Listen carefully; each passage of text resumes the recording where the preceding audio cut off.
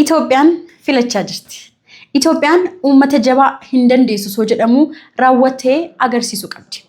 Uummanni miliyoonni 54 ol kaardii filannoo fudhatee filannoo waliigalaa torbaffaaf sagalee isaa kennaa jira. Filannoon imala mootummaa eeyyantaa uummataa qabu hundeessuuf galma qabe milkeessuuf bu'uura. Ministeerri muummee Itoophiyaa Dr. Abiy Ahmed buufata filannoo Bashaashaa Harootti argamuun sagalee isaanii kennaniiru. Sirna ijaaruuf qophaa'inni uummataa karaa garaagaraan ibsamaa turus inni har'aa addumaa jedhan Dr. Abiy.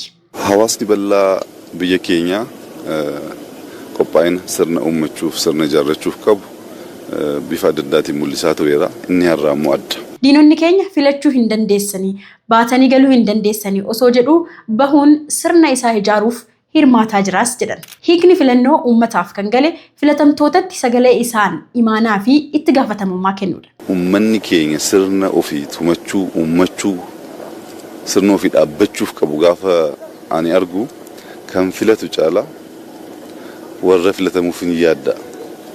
Uummanni kun gootummaadhaan kana godheera. Warri filame maal godhaaf kan jedhu baay'ee yaaddeessa. Haa ta'uutii uummanni keenya galeefii jira. Imalli tarkaanfii tokkoon jalqaba.